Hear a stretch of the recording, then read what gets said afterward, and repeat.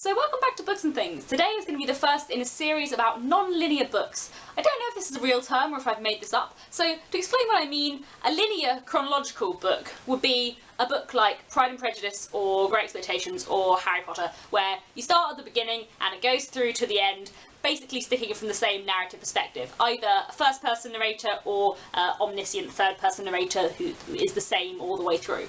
A non-linear, non-chronological book will be a book that does something different and doesn't stick to that kind of ordinary, typical style of a novel. A book that does something weird with form or time or narrative, that has multiple narrators or is half in third person, half in first person, or is in the form of short stories, or does unusual things with form. And I love these books. They are my favourites. Like, on my blog a while ago, I did a list of all my favourite novels ever, and about half the list is 19th century, and the other half is almost entirely books that are non-linear. Basically, I really like books that don't follow a typical narrative pattern. I like books that do weird things with form and with time and with voice, because that, for me, is one of the most interesting things you can do with a novel.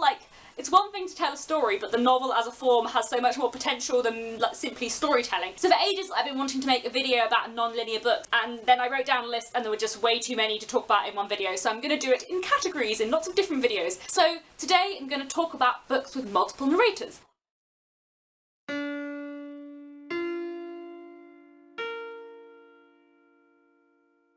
Before I get on to the main three I'm going to talk about today, I just wanted to mention a few other notable examples. So, multiple narrators have been around for a very long time as a form. It seems to me that the novel form of multiple narrators goes back to epistolary novels. So in the 18th and 19th century there were quite a lot of novels that were written in the style of letters between various people, and therefore you get multiple narrators telling story through the letters they are sending to other people. So examples would include stuff like Jane Austen's Lady Susan. Later on in the 19th century you get books that are somewhere between epistolary novellas and books with multiple narrators. So books like Dracula or Wilkie Collins's The Moonstone or The Woman in White, because some of it is letters, but some of it's journals. They make use of different forms as well as different multiple narrators. And then moving on into the 20th and later 21st century, books with multiple narrators become more and more common, and in the 21st century they seem to have become very popular. So one notable example that is doing really well at the moment and has sold very well in the last year would be The Girl on the Train by Paula Hawkins, which is a crime thriller that I really enjoyed, and that's told from the perspective of 3 different women. I really love books with multiple narrators because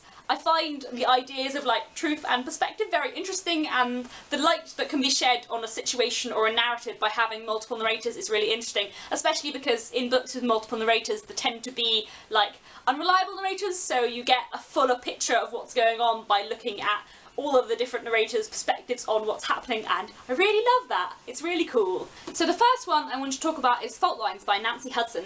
It's been a really, really, really long time since I've read this. I think it's probably been about 6 or 7 years since I read this, so apologies if I'm a little bit rusty on this, but I want to talk about it anyway because it is so good and the form is fascinating. The book is divided into 4 parts, and each of these parts is narrated by a different narrator. So the first section of the book is told from the perspective of Sonny, who is a 6-year-old boy in the 21st century, and then in the next chapter we move back in time to the 1980s, and it's told from the perspective of, I believe, Sonny's father, but again, been a while since I've read this. And then after that we move back in time another 30 years to the 1960s, and then finally we go back to the 1940s, and it goes back generation by generation through the family, all told from the perspective of 6-year-olds. What I love about this book, and the reason why I remember it so strongly and it made such an impact on me even all these years after I read it, is that you slowly understand things as you go back in time. You understand why Sonny's dad is like he is, because when you go back in time you understand that, and slowly as you go back in time you begin to understand the history of the family even more by getting all these different perspectives.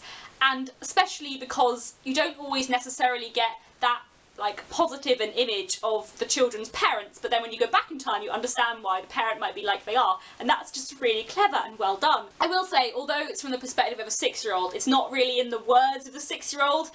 What I remember about reading this is that the narrative voice of each of the 6-year-old, they're quite different, but they feel like what the 6-year-old would think, but not what the 6-year-old would ever be able to put into words themselves. But I think it works anyway, because they communicate ideas, and there are a few moments where you definitely think, yes, that is how a child would think about this, even if they wouldn't have the language to express it quite in the way Nancy Huston does. In this, the form relies not only on the device of multiple narrators, but also on the way that it moves backwards in time, and things in the final section suddenly make things clear that were in the first section, which I love. It's so rewarding to read that kind of book where things make sense more as you go along. I really recommend this. I haven't heard this talked about on BookTube at all, but maybe just because it's about 10 years old now, but it's really good, and I think the narrative structure makes for a very interesting one and really complements the story well. Next, Small Island by Andrea Levy. Another brilliant, brilliant book. Like Fault Lines, this book has 4 narrators: Queenie, Bernard, Hortense and Gilbert. We move between these 4 narrators, and we also kind of move back and forward in time. The present day, as it were, of the book is 1948, but we also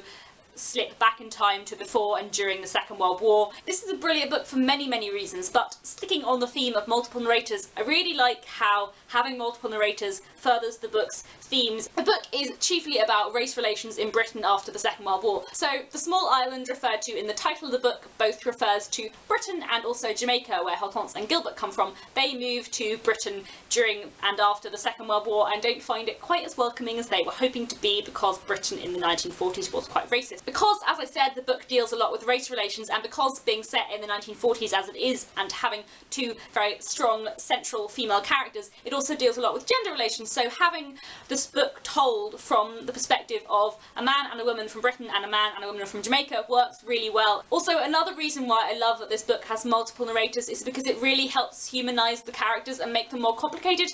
For example, for me, reading this book, like Queenie I immediately liked, Gilbert I immediately liked. The other 2 central characters a bit less. Bernard is not quite as racially tolerant as Queenie, but it's important to see it from his perspective, because his perspective was probably the perspective of more people in Britain in the 1940s than Queenie's is. Again, Hortense is quite a snob about her class and her education, but it's important to see it from her perspective as well as from other people's. And when she comes to Britain and, because she is black, suddenly finds herself at the bottom of the social spectrum, she finds that really hard, and it's really interesting to read about that. Because you get to see things from Bernard's and Hortense's perspective as well as from Gilbert and Queenie's, you get a much more complicated vision of them as characters, which I really like. I think it's brilliant. That is one of the things I think multiple narrators can be so useful for, giving you really rounded views of characters, seeing both how they see themselves and also how other people see them. Another thing that makes this book very interesting in terms of multiple narrators is that, along with those 4 central characters, there is a 5th character who is very important to the book. The 5th character, I think he's called Daniel, is from Jamaica. He is Hortense's sort of foster brother, but she's a little bit in love with him and it's all a bit complicated,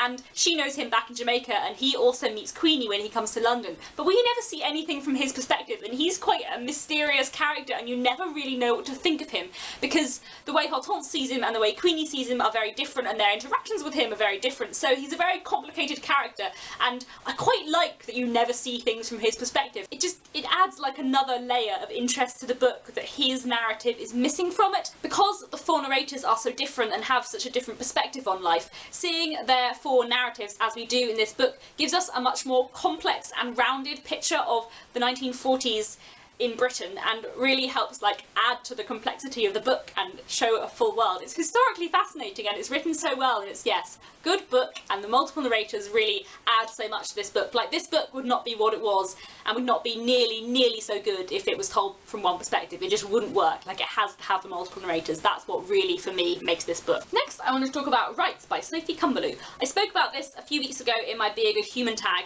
and about why I think it's the kind of book that will make you a better person and make you rethink a lot of things, but I want to talk about it here from the angle of the multiple narrators. This book has a lot of narrators. I'd say maybe 10. There are kind of 4 main ones, but there are a lot of other narrators that pitch in here and there.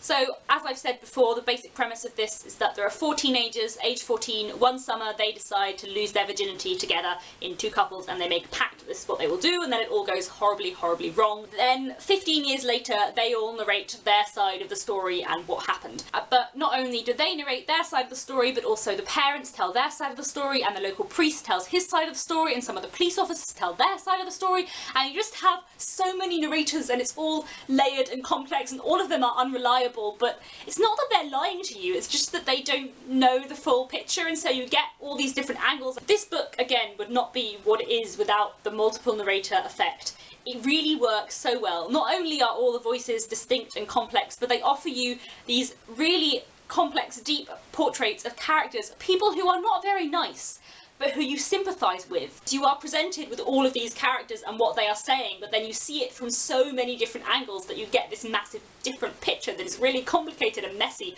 and it just really makes you think about what truth is and what perspective is, and if there is like such a thing as truth at all, because you almost believe everybody and you almost distrust everybody. The other thing I really like about this book that makes it even more complicated in terms of the multiple narrators is that it's structured and narrated as though all of the narrators are talking directly to you. So for example, a narrator will say something like, "I bet you've been waiting to hear from me, haven't you?" Or "I know what you're thinking," which kind of involves you in the story and positions you as a sort of interviewer who is interviewing all these people 15 years later and trying to piece together the story, and it kind of forces you to solve the puzzle because it positions you in this specific way and there is a narrative you as well as all the multiple eyes. It really changes how you read it because it forces you into a particular position and makes the characters judge you as you are judging them. It's so complicated and brilliant. It's such a clever, clever form. And it's just an incredible, incredible book that I really strongly recommend. As I've said before, I'm not sure I like it, but I think it's brilliant. So brilliant, but horrible anyway. So